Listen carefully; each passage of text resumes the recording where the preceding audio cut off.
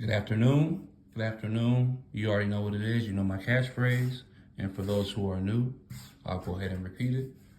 It's your favorite melanated gentleman from Nebraska. And there's plenty of melanated people here in Nebraska. And just to let you know, Malcolm X is from specifically Omaha, Nebraska. Terrence Bud Crawford, one of the pound for pound greatest boxers we can say in our present time, is from where? Omaha, Nebraska. So that phrase of there are black people in Nebraska is slowly further dissipating into oblivion, because now that you've gotten to understand me and my content, and then those two people I mentioned, which are two pretty known people for different things, they're both from Omaha, Nebraska. So let's go ahead and get into this content.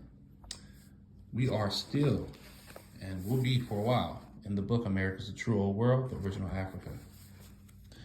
Chapter 10. We're kind of skipping along in this book. I'm creating content in regards to things that I know that people will be like, okay, that's interesting. So today, we're going to talk about Mexico. Is it the birthplace of Hinduism and Buddhism? This author seems to think so, and he provides tandem resources or sources to go along with his thought or his understanding of his hypothesis that Mexico is the birthplace of both religions. Previously, at figure 75, we discussed that Mayan Kundalini is the origin of Indian Kundalini. Okay. However, Kundalini is a spiritual science that comes from India that is associated with Hindus and Buddhists. We know that Mexico is also India, and India is a landmass full of Hindus and Buddhists. Let's begin with Hinduism, since this is the world's oldest religion that dates to over 50,000 years ago. Hinduism was created by merging Sufism, esoteric Islam, with Brahmanism, which means that there will be no Hinduism without Sufism. Buddhism is, of course, the offspring of Lord Gautama Buddha. Buddha was born from Princess Maya Mary Meru. Maya means mother in Mayan language. Also, Maya is short for the Mayans of Mexico. Could Maya, the mother of Lord Buddha, be a Mayan princess from Guatemala, Mexico? Yes, very possible, since Maya named her son Gautama Buddha. Guatem is derived of Guatemala, since Guatem is short for Guatemala, which was a Waka, Mecca, or a sacred site, since over 10,000 Mayan step pyramids have been found in Guatemala. Let's go over that again. Since over 10,000 Mayan step pyramids have been found in Guatemala. Figure 177, definition of India from the 1828 Webster Dictionary. In Greek, India was Avdia. India converts to Judah in English. Wow, did not know that. We're going to go to figure 75 in this book. And I think it's back here in page 78 or 87. Right here. Figure 75. Image comparison of Mexican Kundalini versus the Indian Kundalini. Both systems are separated by 7 serpent or dragon heads. As you can see, there's quite a comparison here. So let's go ahead and go to the next page. All right. Let's pull this over here so we can get an understanding. All right. More factors we can consider in this. The country in central Mexico is called Honduras, which is etymologically similar spelling and phonetically similar sounding. The same as Hindu/Hindus. The word Hindu means Turkey in Turkish. Was Honduras also an extension of Turkey? The interesting thing about Turks from Turkey is that the Turks ruled India on 3 separate occasions, according to the historical narrative. I can believe this, since the Turks merged with Sufism with Brahmanism to create the oldest religion known as Hinduism. Plus, I did my research, and yes, Turks or Moors did rule India, since there is a Moorish architecture all over India, plus the flag of India was a red Moorish flag. See figure 289. Brahma, Abraham, is the supreme deity of the Hindus. Notice the Hindus in Hindus, if you take off the letter H that is in front of it, the original name of India, black, was Indus Kush, aka Hindustan. Kush was one of the sons of Ham, black. Ham is traceable back to the great Egyptian god Tehuti, Thoth, Hermes, aka Lord, Kim, Shem, Ham. Kush is traceable back to the great Egyptian god Amun-Ra. Kush is also referring to land that was once all of Africa, Northwest Africa, Morocco/America, Europe, Asia, and Mesopotamia. This was called the land of the blacks, or Moor's land, to Maryland of the land of Maya, Mary, Meru, and Mu-Mer. Now back to Brahma. If you take the A from the end of Brahma and place it in front of Brahma, you have Abraham. Abraham is the father of Christianity, Judaism, and Islam. Historically, he was the pharaoh Mama Yabra, Brahma. See Jesus, Last of the Pharaohs by Ralph Ellis. Abraham had a wife named Sarah, Saint Sarah.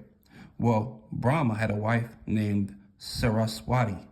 Notice the Sarah and Saraswati. There are still Hindu temples in the Americas, but people believe they are not ancient. Honduras, Hindu Kush, the city of monkey god Hanuman, was found in Honduras. And here is a link where you can confirm the information that he is saying. And it says, below is a quote from the article of the National Geographic Explorer. But we're going to go ahead and go to this figure right here. Figure 178, quote from Shakespeare's Othello, the Moor of Venice. In 5.2, Othello says that he, like the base of Indian, threw a pearl away richer than all his tribe. What does this mean? The meaning behind Othello's comparison has been much debated, primarily because in the first folio, Indian is spelled Ludean or Judean, modernized. Now, if Shakespeare intended the word to be Indian, then Othello would be referring to the Indians of the New World, commonly known as savages in Renaissance England. The famous Shakespeare editor George Lynn Kittredge wrote the supposed ignorance of savages with regard to the value of precious stones had become proverbial. Thus, Othello, in his treatment of Desdemona, would be comparing himself to the savage who throws away a precious stone because he cannot realize its worth. However, if Shakespeare intended the word to be Judean, then Othello is likely comparing himself to Judas Iscariot, the betrayer of Jesus. It was common in Shakespeare's day to refer to one's soul as his eternal jewel. Wow. And pearl in this case could mean Othello's soul. Thus, Othello, like Judas, not only murdered his beloved, but also lost his own soul. So we're going to go to that quote here. The ruins were first identified in May 2012 during an aerial survey of remote valley in La Mesquita, a vast region of swamps, rivers, and mountains containing some of the last scientifically unexplored places on Earth. For 100 years, explorers and prospectors told tales of the white ramparts of a lost city glimpsed above the jungle foliage. Indigenous stories speak of a White House or a place of Cacua, where Indians took refuge from Spanish conquistadors, a mystical Eden-like paradise from which no one ever returned. Since the 1920s, several expeditions have searched for the White City, or Cuada Blanca. The eccentric explorer Theodore Mordo mounted the most famous of these in 1940 under the aegis of the Museum of the American Indian, now part of the Smithsonian Institution. Morty returned from Mesquita with thousands of artifacts claiming to have entered the city. According to Morty, the indigenous people there said it contained a giant, buried statue of a monkey god. He refused to divulge the location out of fear. He said that the site would be looted. He later committed suicide, and his site, if it existed at all, was never identified. So he conveniently committed suicide. Figure 179, Hindu monkey god, Hanuman of Akkopan. The howler monkey god has a snake emerging from his mouth, and he shakes a rattle bearing the 1K wind, GIF T shaped. The Hindu city, the city of the monkey god, was called Casablanca, White House, as in Casablanca, Morocco, and as in Cupan, Honduras. Figure 179 is an image of Hanuman that was found at the temple in Copan. Here, Hanuman is depicted as a hybrid being, part human and part howler monkey. This howler monkey god has a snake emerging from his mouth, and he shakes a rattle bearing the 1K wind glyph T-shaped. Copan is the archaeological site of the Mayan civilization in Copan, Department of Western Honduras, not far from the border with Guatemala. It is one of the most important sites of Maya civilization, which was not excavated until the 19th century. The ruined citadel and imposing public squares revealed the three main stages of development before the city was abandoned in the early 10th century. The Hindu deity Hanuman, also known as Maruti, Bajranjabli, and Anhaniya, is a deity in Hinduism, revered as a divine Venera and a devoted companion of the city of the deity Ramadan. Central to the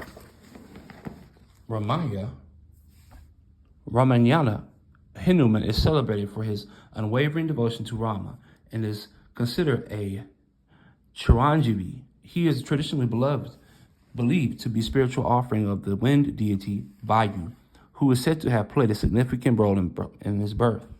In Shaiva tradition, he is regarded to be an incarnation of Shiva, while in most of the Vaishnava traditions, he is the son and incarnation of Vayu. His tales are recounted not only in Ramayana, but also in Mahabharata, Mayabharata, and various Puranas. Another clue that Hinduism comes from the Americas is the fact that the animal type of the Hindu monkey god Hanuman is the howler monkey. The howler monkey is only indigenous to Central and South American rainforests. This evidence suggests that the Hindu monkey god Hanuman is from Honduras in Central America. Were the Mayans, Moors, high priests of Ani? Yes, I believe so, since they were Phoenicians/Canaanites that wore the turban and the fez. See figures 180 and 181. Which is the custom of the mystic Turk Sufi that created Hinduism. It is interesting that the Moors and the Hebrews both dressed like the ancient Hindus. Whoa. Mexico is also probably named after the Mexica tribe, which was a Muslim tribe of Saracens, Sabines, Moors from Mexico. I believe so, since Mexica and Mexico share the same origin of Z. In fact, they seem to be different variations of the same word. For example, Moxica, original translation, Mochica, Spanish translation, Mexica, original, Mexico, Spanish. In both cultures, Mexica and Mexica are descendants of the Z-Anu people, like the Olmecs. Figure 180, a collage of Mayans from Guatemala, Mexico, that are wearing the Moorish fez, and these Mayans will be so-called Negros or black people today. The artifacts of the Mochica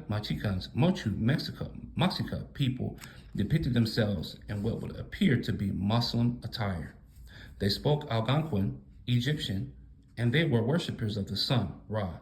Their rulers were part of the Mayan Kushite tribe. Their ancestors were the builders of the Pyramid City and Kuro Supe, the colossal stone structures of Marshuzi Stone Forest, and much more. We're gonna go do one more, couple more things we're gonna talk about. The Naga Maya were Phoenician Moors and Mayan human sacrifice, debunked. Figure 180 are the images of Naga Maya wearing fezes, which is a Moorish traditional custom. There is also an image of Naga Maya wearing turbans and holding a solid red flag from the Banapec stele in Mexico. See figure 181. The red flag is a symbol of the Moors and Jerusalem. So here we go. Image from the Bonapec stele in Mexico. 182. The stone figure of Mexican Chican from Mexico that's wearing Moorish attire and sitting Indian style. And who do they look like? Look like black people to me. But somebody else may see something different, which I ain't mad. It just makes sense that if you colonize a people and take away everything about them, you must also paint them, those people, in a negative light as savages to justify your conquest in the name of Christ. This is called manifest destiny. Manifest destiny is the doctrine of belief that expansion of the U.S. throughout the American continents was both justified and inevitable. Wow. Move this picture. Oh, before we go, Figure 183, 1886, Great Seal of the State of Florida, features mountains, but these mountains look more like pyramids. Figure 184, map of Maya civilizations in South Florida. What? Map of Maya civilizations in South Florida. Okay, we got one more paragraph and we're going to go ahead and let it go. And we're at the top. The Naga Maya, Phoenicians, Atlanteans, Egyptians, Tartars, Ethiopians, or Cushites came to Florida and built the Moorish Tartarian architecture throughout Florida. The Mayans also introduced the Mexican eagle to Florida, which is the flightless bird indigenous to Mexico. So who took the Mexican eagle to Florida? The Mayans did is the answer. Figure 184 is a map showing you the Mayan civilization in South Florida. The map shows you Miami, Mayaca, Mayayuaca, and Miami, Lake Okeechobee. All right. So from all of the information, all the sources, and all of the evidence we have, we can make a strong stance that the Mexico is the birthplace of Hinduism and Buddhism, and that these people that were indigenous to these lands or had everything to do with these religions were Moors, aka Negros. And there's plenty of evidence to go along with that point. So I hope you guys enjoyed the content. I know it's not the best, it's not the greatest editing going on, but the information is more important than the editing. So it's your favorite black guy from Nebraska. Please like, share, and subscribe. Okay.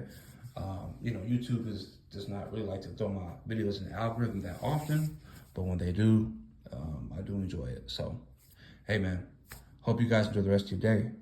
Please like, share, and subscribe. Peace. See you in the next one.